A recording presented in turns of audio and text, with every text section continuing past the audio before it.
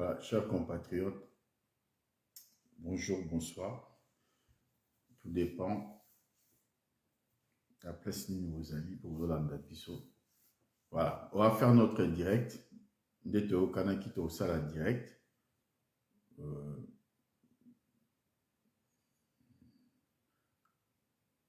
je n'ai pas branché le micro. Dès le gars qui n'a branché le micro, oui, je peux. J'ai tout ce qu'il faut. Oui, excusez-moi. On a branché le micro. Voilà. Bonsoir Mireille. Bonsoir, bonsoir chers compatriotes Bokota. Si le son est correct, vous me faites signe. Hein? Ouais, Ndeko. Mireille, fais-moi signe si le son est correct. Ouais. Voilà. Ceux qui vous ont bien, vous salanga signe. On s'était convenu tout ça là, direct là, à 17h. Bon, direct na biso et coquille. Tout me caposola un peu sur l'actualité. On ne va pas rester longtemps. On ne va pas rester longtemps. On va ça une demi-heure pour que tu partages un peu lecture. Mais je vous promets que la prochaine fois, on a téléphone ouvert. Hein, le prochain direct que on a la téléphone vous allez ouvert pour que vous puissiez poser vos questions, intervenir, ceux qui bolingui, dans le numéro la prochaine fois. Donc voilà, ok. Ben bon, je pense qu'il était temps à ce que tu partages mon mouquet, week-end d'engé les kaki, matin à Pezalaki, bon, tout est coopère de Lekina Bisso, Natacha, Inzembo, ou Ada Ndeko Mobundelimune, Nestema Inzembo. Tozaki na bandeko ebele to accompagnaki petite sœur jusqu'à l'enterrement et puis tozongi ndenge elekaki. Bon, voilà, c'est ça aussi la famille, c'est ça aussi bondeko toza na yango et puis solidarité toza na yango. Bonsoir ndeko Kina. Ouais, donc je pense que et ça aussi important dans un moment difficile comme ça. To laksarake, effectivement, tous en abondeko entre biso, peut tous en abolingo yamboka. C'est vraiment important. Moi, j'ai toujours retenu la chose que maman me disait, Aneb Sangalobi, yé Arataramatangate. Lorsqu'il y avait matanga quelque part, elle y allait. Un moment, elle commençait pratiquement, week-end presque tout à Kendara Matanga. Mais, matanga, la semaine et tout ça. Il y a une fois, je lui avais dit à maman qu'elle n'a matanga mini. Elle m'avait répondu, elle m'a dit, eh bien, écoute mon fils, je préfère Kena Kendaka, place ya Mawa, Kena Kendaka, et Sika ya Bisengo. Donc, ceux qui m'ont na matanga, ceux qui m'ont na pasi, vaut mieux Okende quoi accompagner que Okendaka ba fête. Et ça, c'est symbolique moi ya makasi. Et parce que Mawana, de bae baravandeko, na tango ya pas. Ça veut dire que quand tu as quelque chose que tu puisses donner, ceux qui ont na mukie, oye ba okabola ba na tango ya pas na tango mawa, de bae baravandeko. C'est pas seulement bateau bazana parce que au komi ndengo komi, au komi star, au komi na mbongo, au komi na ba moyen. Mais bateau baedaka tango ya pasi, au bazalaka wana. Ça aussi, ce sont de vrais amis, ce sont les vrais ndeko. Ça, c'est le message de ma mère et ça n'a retenu un mot. Et puis, effectivement, j'ai salué Bandeko Touba-Zalaki, Bandeko Touba-Zalaki, Benzema Mbote, Bandeko Touba-Zalaki déplacement, Bandeko Baoutaki partout, Bazalaki Belé. Mais bon, tout ça qui n'a pas Viegi Gérard, tout ça qui n'a pas Michel, vieux Michel, PRCK, tout ça qui n'a pas Bandeko Belé à combat. Bana lemba pe bazalaki belé, bon avant moi na lemba de ko bazalaki belé, donc voilà. Donc en tout cas c'était bien passé. Je salue en tout cas bandeko auto bazalaki déplacement balakisaki bolingo na bango parce qu'il a répété encore une fois, nous sommes une famille, nous sommes une grande famille. Et puis Congo to libérer yango na malobate. Congo to libérer yango na mitema. Et je pense que au fur et à mesure que nous poussons, vérité do rattrapaka biso sur makambo ebele, sur ma pratique ebele, sur makambo ebele tozolobaka sur les réseaux sociaux en bien ou en mal. Je pense que la préoccupation majeure Nangaï aujourd'hui, c'est de discuter sur aussi l'actualité. Il y a un week-end. Fabega sa Betty. Fabega sa Betty concerne Betty Naye. Voilà. Toloa Souni. A Betty te parce qu'à l'écart qui biso makasi. Fabega a joué parce que nous n'étions pas, nous n'étions pas organisés. Nous avons organisé. Parce que nous avons quitté.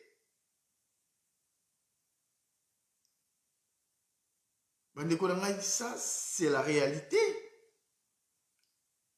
La division, aujourd'hui, vous devez retenir que la division ne bénéficiera à personne. À part les gardes du système, à part les agents du système qui sont dans une démarche de vouloir forcer la division entre nous. Nous avons appelé à l'unité, nous avons appelé au rassemblement, à la coordination d'action.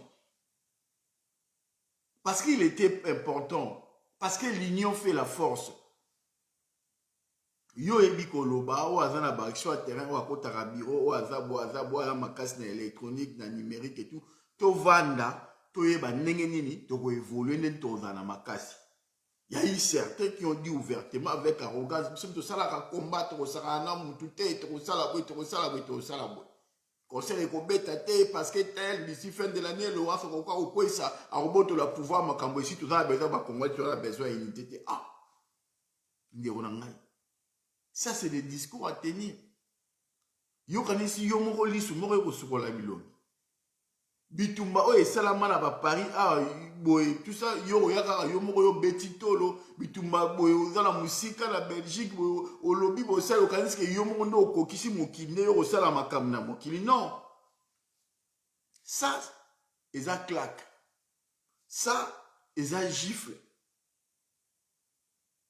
Pas parce que va combattre à Paris, bazanga makasi ya kosala ke concert ezalate. Pas parce que va combattre à France, to ya Belgique, mususu to ya Allemagne non. Ba to vanda ki nyana makambo ya concert ya Fabregas, c'est justement parce que pour na kolakisa une manière ya kolakisa bande ko na biso ke combat eza ndenge bino bo kanisa te. Combat eza ndenge bino bo memate. C'est pas parce que tu au salaire sous une émission 10 000 personnes, 20 000 personnes, bakoti balandi batali o bengi bato bazo bengana o bakoti ozo contrôler identité bato na te yo kanisi ke bato bazana simananga. Mais quand tu lances un appel au retrouver oh ce n'est pas ça. Quand tu dis une chose au kanisi que son a kebe bato ba non bitumba bazo même la logique à division o finga mutu boy o fingi o attaquer mutu attaquer dignité te o kuna batu boy ah bilonde bato ya boke.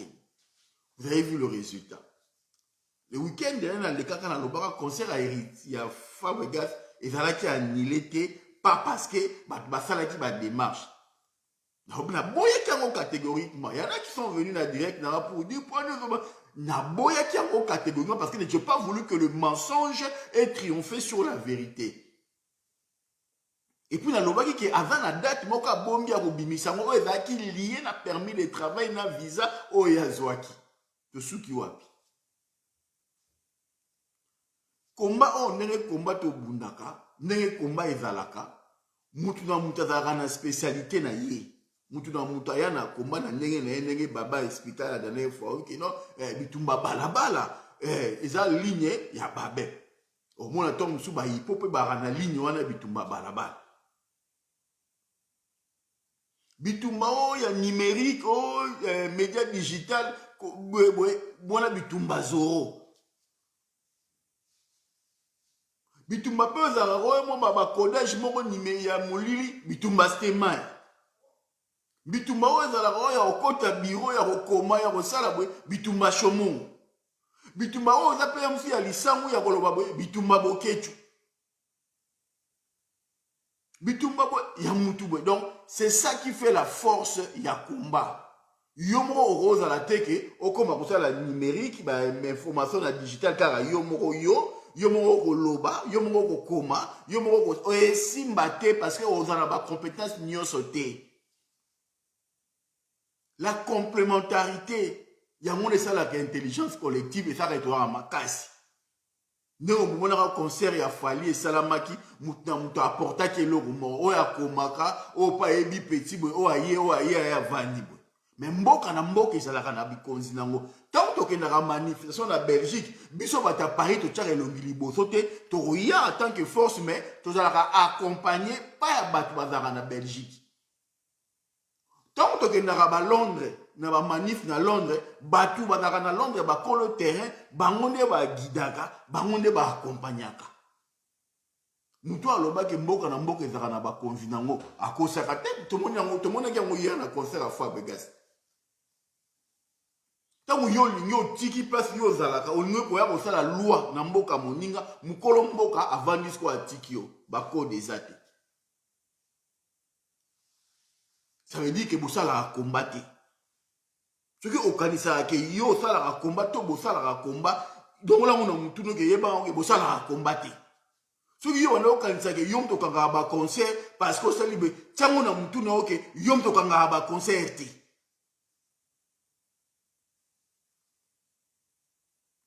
Et la kisi ke bato basalaka o basalaka ke komba ezala na France o basalaka ke mbila ya to mukande koma masalama basali elo te conseil salami. Ça veut dire que bato wana il faut considérer bon, il faut respecter bon. Si wala wito vanda et ate o ba vanda o po mutana posa na yo po yo mutazo ana besoin de succès na yo akole o non et là poto na bolingwa mboka. Il y a un peu de bolingo mboka. Pour toi, l'homme musto we usala ke to forcer ko vanda. Mutam tata ba défaut na ba qualité na muta modèle na bitumba auto na Congo azati. Mutu na mutu so talibo a participer d'une manière d'une autre na mabemo na likambo mo pe ba seplate mais ba tu ba permettre parce que batali bola mo sali batali mabeto erreur yo salité. Et là qui c'est que tant que tu as une notion ya okanisa ke yo za danger au vanda na baninga te parce que yo décidé te parce que yo lingo vanda na batu te combat et courir to cela yo même na matanga na stima c'est chomongo bo metenika kombe comme ka lokwa singa moka film moka ya mukiebo eso ekatanika bo isili comme ka singa mobo ya mukie est-ce que ka mukie katana so ekatani isili mais singana ekatana te.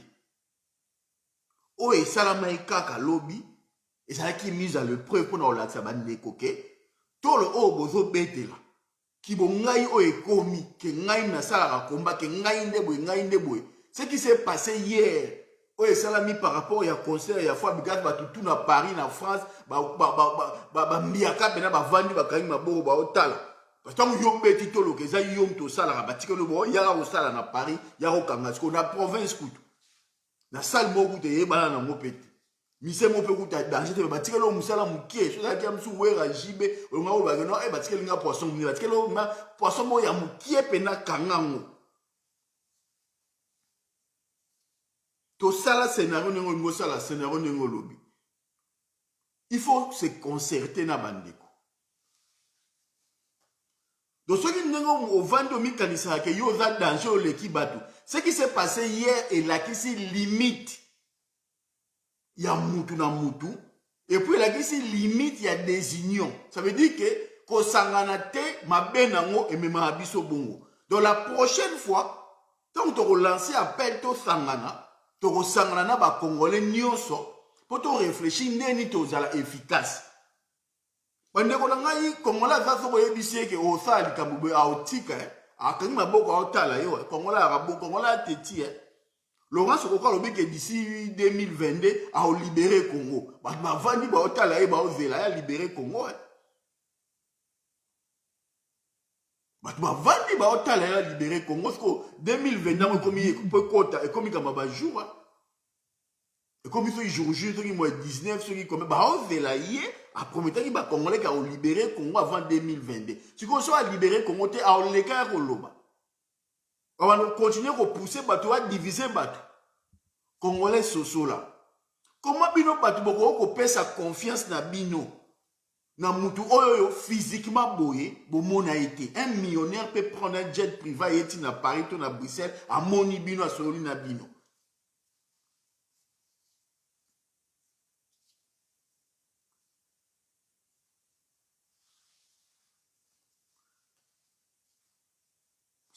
Simple. Ça fait 2 ans, 3 ans. Vous êtes avec quelqu'un.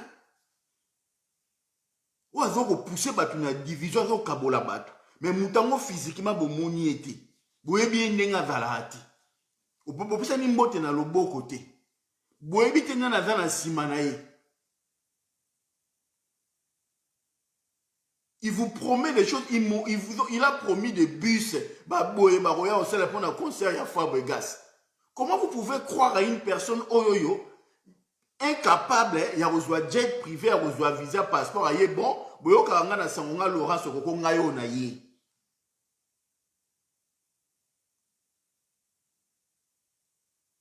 rumeur circule sur la personne.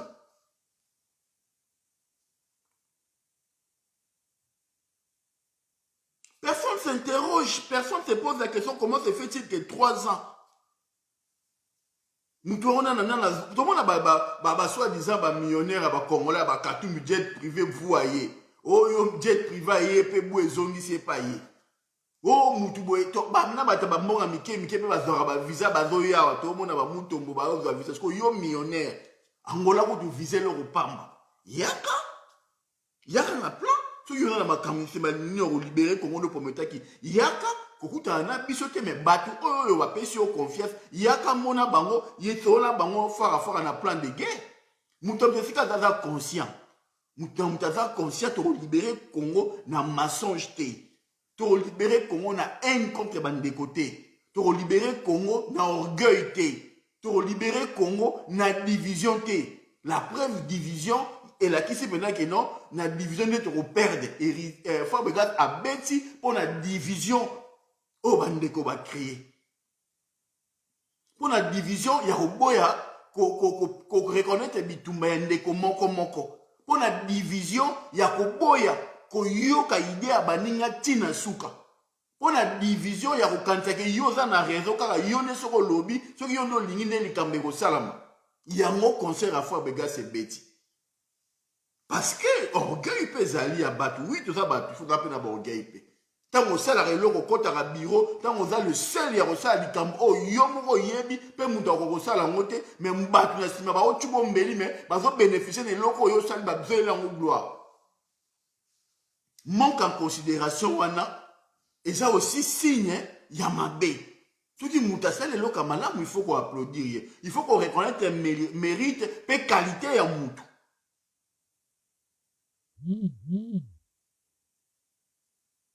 Bokangi likambo bosali bolobo tiango l'idée d'ensemble allez bino boya boy l'idée boy biso boy boy ah bon tout ça bakolo makambo bazali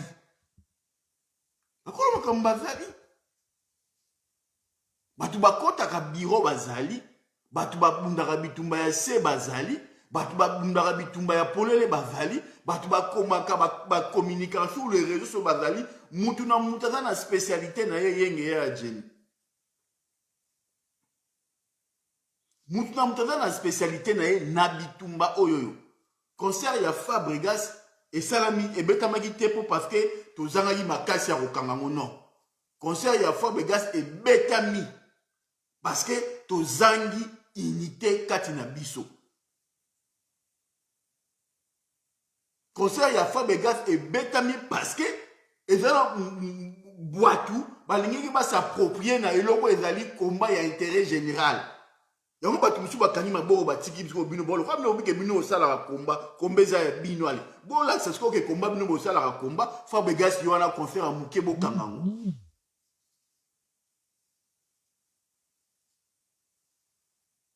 Concert à Fabregas et beti pona wana toke koluka na biso teke oh boite.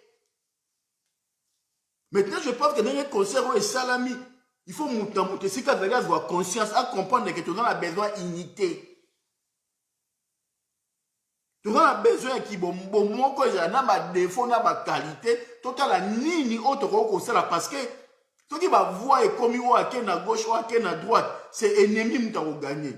Ennemi et si ka o mutaya na logique ya division ya koboya bat basanga c'est que loka mabezali na eza boya makambo ya mboka on demande personne à lier na mutu place moka melana mutu On ne demande personne.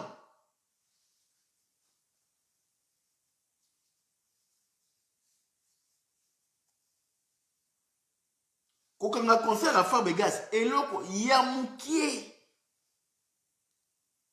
Il y a Moukié.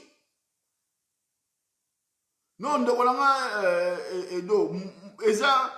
eza bikamukutu ya moto pelaté. Vous comprenez? Nous avons besoin d'unité dans la diversité. Mutuna mutaza ebe loko asalaka. Mais coordination ya action soki likambo ezali bandeko bon bon likambo to beta ngone ni to membango boy. C'est comme ça que tu auras plus fort. C'est comme ça que tu auras plus fort. C'est l'union fait la force de Konanga Mandé. L'union, tu dois faire l'union fait la force. Et dans le Congo, et dans le biso dans niveau de diaspora. Tant que on a tchèque bongaï, tant que on a monique ngaï, parce que dans la boîte bailleur défaut, parce que moutima a libéré un bon bon avant na salle kiri na a libéré Congo et libéra mete. Et aux alaka yo salia yo opa ya salia yo ya sali wa tchèque kuba, to no tourniquer car bon to tourniquer en rond. C'est la notion de l'intérêt général. C'est la notion qu'il y a complémentarité. Il y a force, on a force, on a automutualisé les moyens pour la plus efficace. On va être plus fort et puis on va peser dans le saranate. Et ça, ils ont manqué dans le biso. Et Zalaki, mais les gens ont un sentiment, il y a se séparer après la victoire et Uchuapi. Et à chaque fois, chaque victoire, l'esprit a division et l'esprit a kabola bato et c'est comme si nakati neto dans la kata bitumba wana parmi biso ezana batumo o mission na bango ezalaka baya ko bebisa baya ko panza après une dynamique d'action. To landisi ba concert tac tac tac tac tac tac. O ka concert à Moukié, allez, bo même ma division. Bo même ma division. Les gens ont réfléchi autrement, intention ma bête, boutier, mais intention ma bête, ma promesse à Laurent Sokokwa pour libérer Congo avant 2022, bah tout va vendre, bah Laurent Sokokwa tini mongo pour que to na lieu dans la danger pour monde a combien ça la au promettre bah vendre bah otala. Or ce n'est pas comme ça. La manière il y a qu'on communiquer peut aussi démobiliser les gens. La manière il y a qu'on présenter biloko ko ça la qui bah peut bah vendre bah tiki. Pour expliquer correctement les a mieux. Et je pense que là, nous pouvons faire mieux ce qui est au lingi, au liboso. Et je pense que dans l'avenir, tu vas travailler. Vous avez une vidéo, il y a morale pour que chacun se remette en question. Chacun comprenne que c'est vraiment triste. Ceux qui comprennent les notions au sanganate, tu gagner raté, tu libérer un mbokati. Parce que tu as comme un mouvement, tu as désigné Mukonzi. L'unité dans la diversité. Lorsqu'il y a une action, on fait une coordination d'action, on le fait. Moutamta salwa ebi kosala.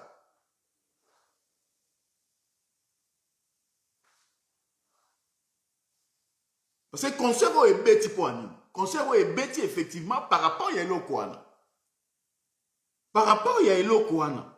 Esprit on a ko diviser, ya ko kabwana, ya ko kabola rabatu, ko diviser. Pour quel intérêt? Pour avoir quoi? Pour n'a bénéficier de la division. Parce que la division, donc, bénéficie de l'occupation. Quand on a des Congolais, ils ont profit, il y a des ennemis à Congo. Il y a des gens qui ont Congolais promesse qu'ils vont libérer Congo avant 2020. Donc voilà un peu la démarche, bonsoir, Maître Reti. Et je pense que l'unité s'impose. Tu ressens la unité, tu ressens très prochainement, très rapidement. Peut-être qu'on a deux années, on a fait la briefing à Liboso pour que tout banda année na bon moko na unité parce que année 2022 et qu'on n'a pas année moko dur na action dit année moko et qu'on salake ba makambo belé et qu'on s'est passé na mboka. Alors ceux qui t'ont vendu na unité, ceux qui t'ont vendu na qui bon mon côté, on aura encore du mal à se positionner. Donc nous soutenons l'initiative ya ko sangisa bana mboka pour que tu réfléchir ensemble, une dynamique et action, ou pression pour que le pays est à la libérer. Sinon, tu vas vivre un événement. Tu vas allez, finalement, résultat favorable pour la biso ingeta. je reviendrai demain, on va parler des caméras, on va parler de la politique. Donc, direct à l'élo, ils allaient répondre à conscientiser, que c'est un bande coco, concert Oya, Fabegas et Beta qui, ils allaient ba signaux, il y a ba concert, il y a lobby et pour Beta, ce qui biso, to vandi, na bo mokote na bitumbao. Ce qui te continue quand na ba logique, to ke nango boya ko, nga ko sala banda pa, ko nga ko latsa ke ngai no. To ko zala mutu za na mouvement na yé. Mais lorsqu'il y a une action,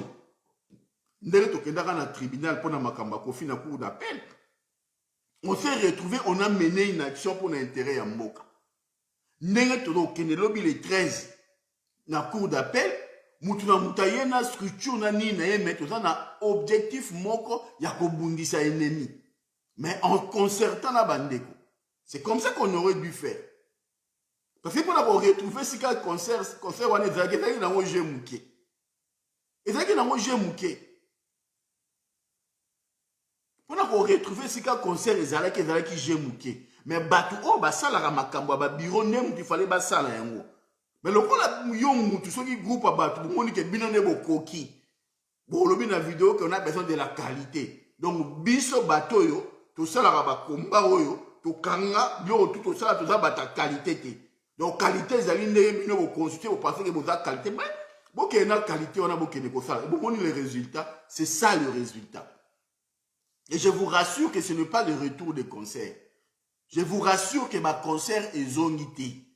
Oyoyo, il y a mbata. Il est aussi important pour que Batou va comprendre. Ma concert est zonité.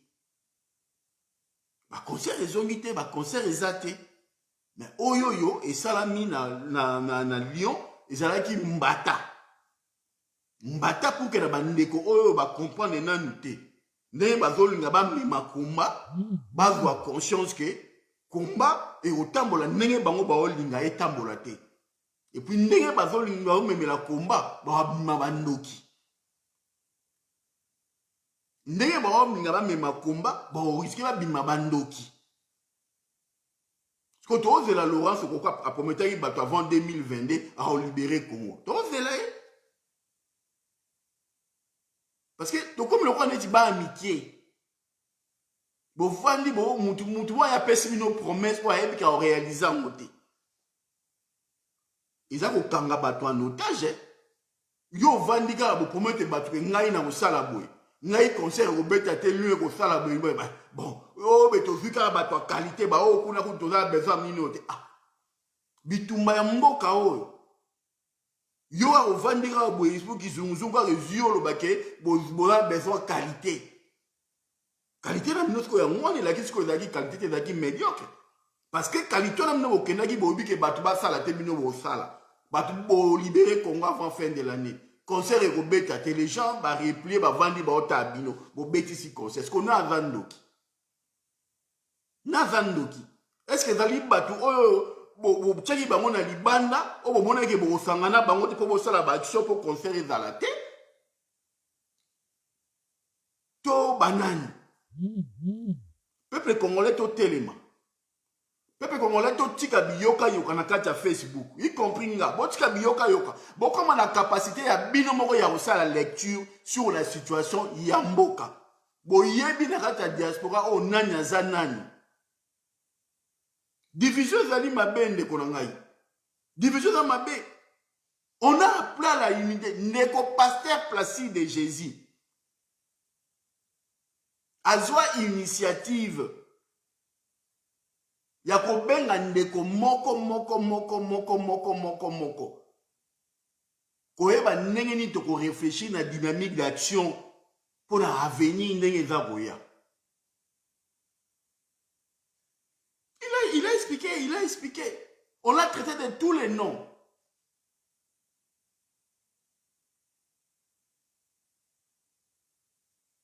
Ton père de temps à faire au finga, faille na kin, au fingi, faille mais bonne solution. On a compris à Laurence Okoko a rassuré qu'avant 2022, Fati, régime occupation de Okoué. Tu vas te la fin 2021 si là, Mboke dans la libéré 2022 to zonga. Yako bandeko monaki moyen ba sangana na bato parce que Laurent Sokoko a promis une libération avant 2022. Il a promis que le concert à Lyon et aux Alatés, Fabregas a obété. Donc voilà, biso to a besoin de ça et l'autre, to zalara ane, ba tout à Paris, ba zalara ane, ba zabongo 100 mètres. Ba vani na opi ba otal. Total. Tout le monde qui a né Fabregas a bêti. Tout le monde qui a né Fabregas a bêti. Tout le bani. Tout le bani. Bah, vu auto salaka, bah, commentaire auto salaka, bah, pour commenter. On ne contrôle pas tous ces gens qui viennent faire des commentaires, qui rentrent dans nos directs, qui au téléphone en ligne, bah, benga. Toujours contrôler bateau, bah, oyati. Bateau à pouvoir, bah, zoya. Bateau à occupation, bah, parce qu'il y a d'autres personnes, bah, zoya, n'a but, il y a recréé une division entre bissot. Après victoire, il y a concert, il y a Werana, il y a Kofi. Toi qui bateau rao kabana boité bêtement. Tu dis papa tu bois ça là direct dans un téléphone parce que na rotia téléphone na ebi ke ba faux profil les alliés. Mutumo ko bima kombo na kadima ou ka songo a continue direct na ngai abimi congolais a lobi makambu a roloba makambu a koloba mais même en même temps avant travailler pour un système. Mutumo so ko ya un pèse kombo général ce qui boité identité na été. Bon, peut s'agir parole à lobby, à créer polémique, à créer division, et la information le coûta.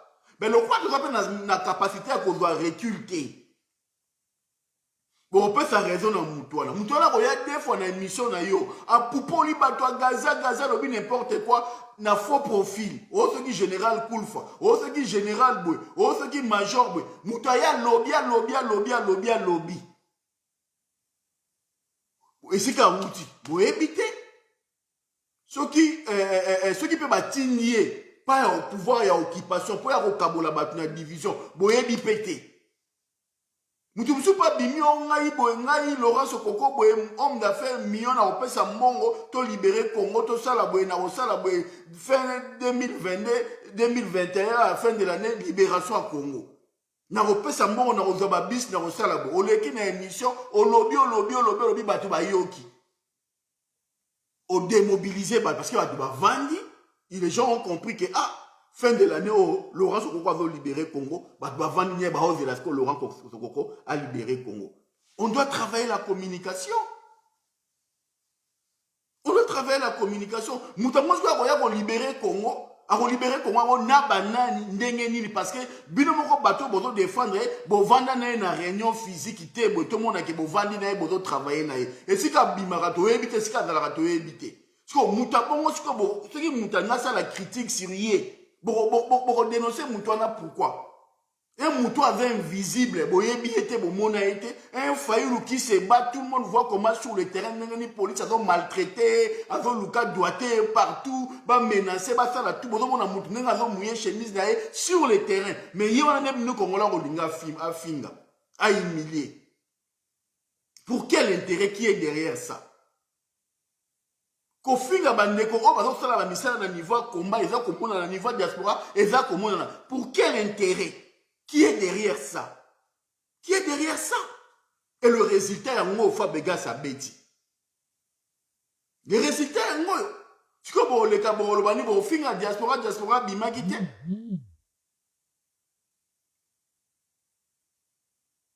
Vous avez un diaspora, pour diaspora, qui est bundate.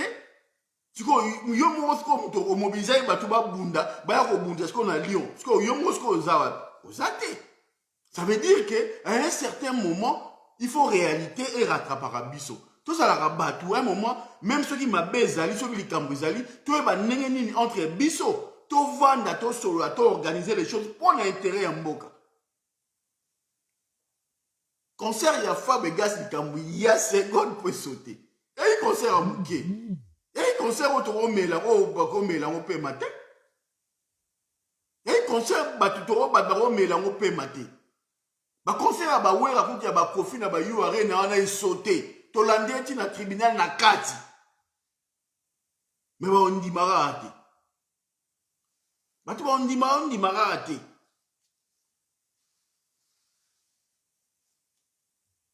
mais to continuer ka ligne ya bitumba o C'est vrai, année et s'il y a des conditions qu'on n'a pas souhaité, malgré la victoire automatique aux Makasi, ton dimanche que année aussi l'année et s'il et en tout cas la palmarès en tout cas la plan je n'imaginais pas que fois avec gars ça bêta.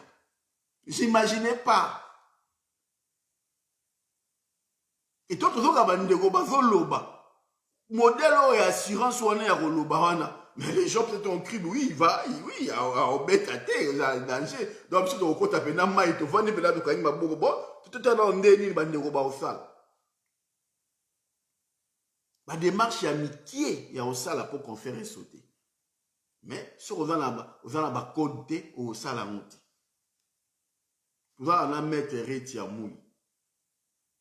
C'est la première des personnes dans la communauté de Bisso. Il y a un tribunal pénal international. Maître Reti. Les Mukwege sont venus après. Il a été reçu par Hollande, Tambola dans le monde entier pour Kobunda. Parce que lui-même a été avocat dans le tribunal et à Arusha. Le frère a été étouffé car à Bisso Mourou à niveau de communauté. Or, on n'a pas une personne avec mieux qu'il y ait. Parce qu'il est d'abord juriste. Ah, Mboute a dit, maintenant, ça fait longtemps. De au rapport mapping, tribunal, ou attribuer mon Mukwege, mais mon dossier, mon bitumba. On est bon tout naïe parce que c'est lui qui a le langage juridique et c'est lui qui va expliquer parce que c'est lui qui connaît mieux que quiconque sur ces dossiers et niveau avancé. Parce qu'au moment où il y a qu'on a Hollande, n'a pas autorité, Mukwege ne s'affichait même pas en public.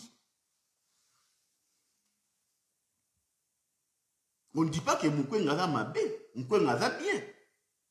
Mais il faut tout ça un rôle. On pourra se servir même sur la vitrine et sur d'autres questions. Mais sur la question du tribunal pénal international, sur la question de Makambo, il y a droit pour expliquer, pour interpréter le rapport mapping. On a une personne comme Maître Reti, mais tu dois exploiter. Parce que quand Bisso, il faut étouffer, comment jouer na Bisso. Comment diviser Bisso entre Bisso. Moi, j'aime bien Mukwege. On a besoin de rassemblement dans Mukwege avec tout le monde.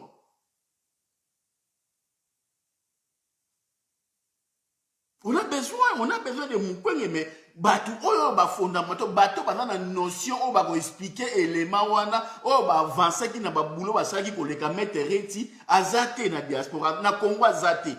La question à rapport mapping, la question à tribunal pénal international, Mouto à l'équipe Maître Reti n'est pas là, n'est pas encore né sur cette question. Parce qu'il a été dans le tribunal à Arusha. Ayebi comment le Rwanda, comment opérer, parce qu'il était à défendre qui accusé par victime, il a été au cœur de l'action. Et c'est lui qui a amené le projet à tribunal pénal international. Parce que Mundela, à mon avis, qu'il y a au marché, il y a une qui était étouffé, allez, bimise le mino mutumso, bimise le mino mutumso. Et aujourd'hui, on s'anime. Tokene Mukwege d'un côté, Fayulu de l'autre. Oui, il faut tout s'angana tout le monde. Mais dans ma question, où est-elle droit international, droit pénal international, Maramou est allé aux créations du tribunal spécial. Est-ce qu'il faut Moutou ayébi matière technique à l'écart, apporter combat ou il faut tout à Moutou parce que tel porte un nom, parce que tel. Parce que Moutou, il porte un nom parce qu'il a une figure, parce qu'il a médiatisé. Mais ce qu'on a la maîtrise technique, il y a dossier, c'est rouler bissou. Rouler bissou. Congolais a dit qu'on exploitait Batunaïté. Congolais a dit que tout ça, ma casse côté droit international. Notamment sur le crime de guerre, le crime de génocide, on a un frère qui est spécialiste dans notre zone, mais on a étouffé. Pourquoi? Parce que tu as une configuration moya mutema moya mabe. Oh, ndefla kitoko. Chers compatriotes, tout tirer Mbokanabiso vers le haut. Année où est 6 mois de décembre et un moment de prise de conscience. Et là, un moment d'interpellation personnelle. C'est quand vous allez vendre Benamitala. Mboka est bon gâté pour Annie. Mboka est bon gâté parce que yo ozolinga ko reconnaître mérite, connaissance, capacité à moninga te. Yo tu veux être au four et au moulin, tu es médecin, tu sais opérer, opère. Nous sommes spécialistes dans la question ana ben na mema na tambola na pousser ya mema projet. Nous sali musala ezui mayonnaise et tambola le yo ye travail à moninga œuvre d'esprit oyo zui yango o s'accaparer na lit ya combat ya moninga. To go avancer te. Comment réparation ya bande qu'on a biso ba basi ya ba viol et tout ça. Mukwenga porter ces combats wana.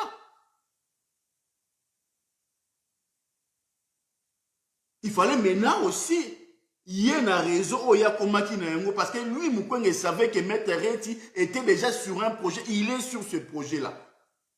Qu'est-ce qui lui a empêché que le frère, homme de dossier, a continué la technicité avant pour que toi avancer. C'est ça aussi, Congolais. To kontra ba biro ba conseil réseau kanga oyo soma mutu mo abimia ngam na sala ki bo ngapem na osala bo okei o chité et fa bega sa beti. Pourquoi? Parce qu'on n'est qu'on reconnaître mon ningate. Parce qu'on doit avoir un ego surdimensionné où il y a ce comme le roi Kindoki. Batike li au salabou, il y a un simbité concert et bêti. Or, ceux qui ont un mérite, il y a un tout le monde reconnaître ma capacité de la plus fort. Et puis, tu peux avancer très rapidement. Aujourd'hui, ma bimisi caméré, n'a au revenir plus tard. Parce qu'il y a des enjeux politiques, où ça la malélo. Bah, rumeur réseau circulé sur le fait que Mukwege il faut se positionner, parce que ça va mindele, parce que l'ingabo à gauche à droite, il y a des gens qui veulent que Mukwege a se positionner en 2023. Mais il va se positionner pourquoi? Pour faire quoi? Les pouvoirs péro et dans Kinshasa, bah bien c'est caméra et la précipitation. C'est justement pour diviser les Kivu. Yo quand si babimisi caméra pour l'intérêt rapport dans ce pays ça Fachi. Fachi et moi ebi que sur babimisi caméra et au tient en difficulté dans l'opinion et au tient notre mot négatif mais il n'avait pas de choix, il n'a pas de choix. Parce que ba coulisses dans ba salon il y a ba supposé candidature on Mukwege ba olinga so ineni ni ba pour ba étouffer Fayulu quand na lobaki à partir de 2022 ba banda ko étouffer Fayulu. Na lobaki yango il y a des gens qui ont Kabila, moyen, raison, moyen, lokuta, ou est ça là que, maquiller, procès sur yé, pour na, luka, ko pesa moi crédit, mon pas fachi, oui, il y a un autre qui n'est pas chez BAO, blog et belé, et so bima autour na yé, détournement, tout ça. Et ça, la logique à ma cambo, na lobaki et ko banda après le 15 novembre.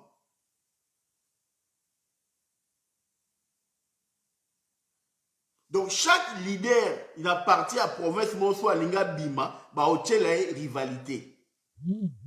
Mukwege, il caméra, na est. Na kota Kwilu, Muzitu na Fayulu et Zabongo. Tout ça pour nous permettre Félix à émerger toujours à Tikal. Là où la diversité est allée, il y a une moutou. Là où la diversité est allée, il y a une moutou. Bon, raisonner dans nos musikate. Bon raisonner na bino musika te chemin za ngwa naloba nanga ka boy pour Félix akena na schéma que ba étouffé caméra comme ça na est leader au vati a travailler bati ba évoluer a sali ba ya vendre mais tant en monique oui ba réseau libanda la Belgique est informée aussi Fachi Keba schéma mon pezali boye Mukwege pe mon pe na hypothèse boye le roi ba nga ba tia Fayulu ba bâton dans le roubé ba o tia Mukwege argument au bimara que non parce qu'il y a à rétablir nino à restaurer l'autorité de l'État ça a mandat mo ba kene non. Or tout le monde sait que tout ça c'est pour étouffer la volonté populaire, pour étouffer Fayulu parce qu'ils ont compris qu'en Fayulu il y a le patriotisme. Bande ko nangai soki mundela bandi ko poussa mutu liboso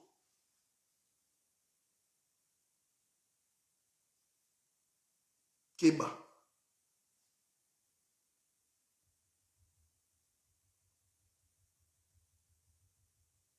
tu vois moni que mutaza la déjà na place wana ya leadership wana toza nango lelo ya Fayulu mutaza mais so moni ba komo forcer batu ba bima autour ya Fayulu pour ba luka ba étouffer Fayulu. c'est que parce que Faye nous dérange. C'est qu'il est patriote. Ok, non, Moussikate. Ce qui est bazate, oui, nakata zamba, zamba, vide, leader, azobima, oui, batouabima, bazoko émerger. Neto dara nakata combat, émergence, l'itezali, il y a leadership, naturel, c'est une chose. Mais na Kinshasa, il y a un leader abimi, nakata Congo, abimi, Fayoulou. Aujourd'hui, c'est lui. On a Congo, mobimba, bazolobela. Mais au Mona, baoba na fabriquer batwa sika. C'est pas pour rien, c'est pour réduire Fayoulou et permettre à ce que Félix ait un argument à gagner parce que le candidat bazala qui trop. Na est bon la caméra tcheli ba mukwenge ba pousser. So mukwenga tchete bon mukwenga tonga mona que caméra tché Fayoulou pas tché aussi maté mukwenga o tchete mais caméra a bloqué l'électorat ndambo. Électorat wana oya est wana na kasai wana yango ne ba ko attribuer yango kaka Félix ndenge zaki na 2018. Les jeux ils ont ça la main. Dans le schéma élection, il faut casser en haut. Mais tant que les acteurs politiques vont comprendre en haut, vont tourner en bourrique en rond.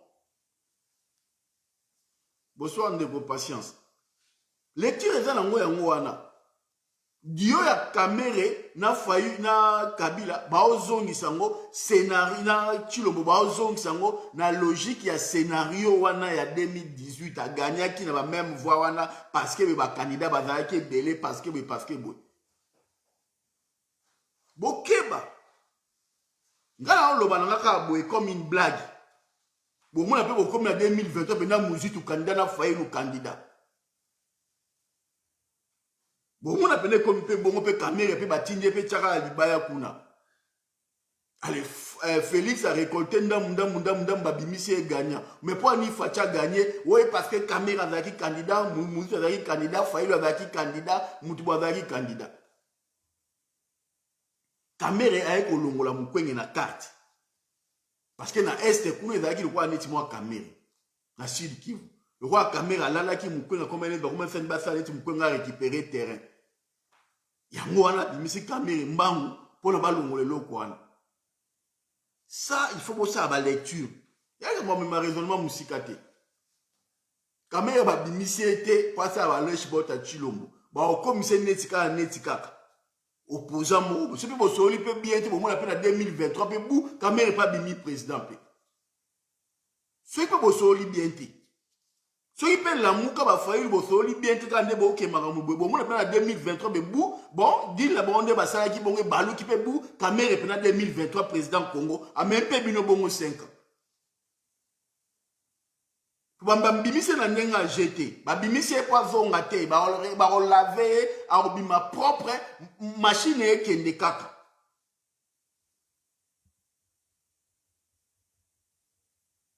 boso sola nega ba o diviser ba tuna kin nega ba o diviser sur la diaspora parce qu'ils ont compris que to maîtriser l'auté to ba polémique ba discussion mo ya ba mike zangatina. Analyse politique, ok, ça la musika te. Ba bimisi boye. Donc, Félix ça aussi ba doublon. Ba aussi la mino ba doublon. Quand on va faire qui ignore ça, qui système ba doublon. Ba même la logique ba doublon. Na este, ba meka inet katumbi, facha katumbi ti amélié donc c'est fini. A va sauter.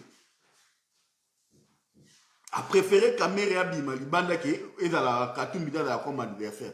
Pour Katumbi ba lien ma kasi na Rwanda et a retient en difficulté et par rapport à ba réseau ma kasi na Israël. Aux États-Unis n'en parlons pas et la Belgique aussi. Donc Fachi na Katumbi ba pratiquement na ba réseau moko. Donc il faut pas étouffer moko. Caméra moi ba déficit mo boy. Moi les passé pesamment sombre moi ba ninu ebele makambo ndenge za boy a défaut pe na buba bimisi président en 2023. Troisième pena boye bo comprendre que non au bimino ka deuxième o abimi be mais Katumbi caméra président ala type drapeau pe RDC ça conduit makambo bokeba bobo ça na teke na 2014 lorsqu'il y a eu rencontre entre bato FCC na dynamique opposition aux États-Unis lorsqu'on leur avait informé que Kabila a la présidente Bochap avait proposé le nom de Kamere pour succéder à Kabila. na 2014 na juillet na États-Unis. Na pesi précision. Makambo na oloba. Na loba ngo. Me bata ba misu minei. Bayebi.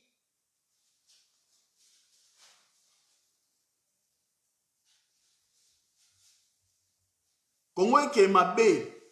Diaspora pe eke mabe. Classe politique na eke mabe. Mutu nyonso tout a autant intérêt na ye na ndenga mabe. Tout ça a talent. Je vais donner l'exemple de Maître Reti. Tout ça a talent. On a des talents où ils doivent mettre en lumière.